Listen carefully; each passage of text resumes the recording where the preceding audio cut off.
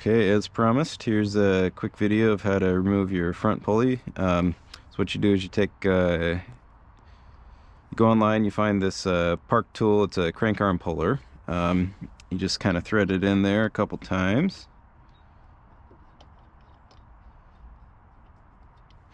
And then give it some twist. And if you can't go all the way like that, what you could do instead is spin the motor until it hooks like that, and then you grab the pulley and then twist the tool, and it will slowly and gently take off your pulley. That way you don't damage your pulley, you don't ruin the beautiful finish of that stainless steel pulley, you don't have to damage your motor trying to get it off.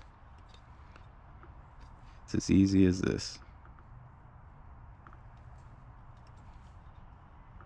And if it's a bit too hard to grab onto, you can always get that belt on there, but I think mine's coming just fine.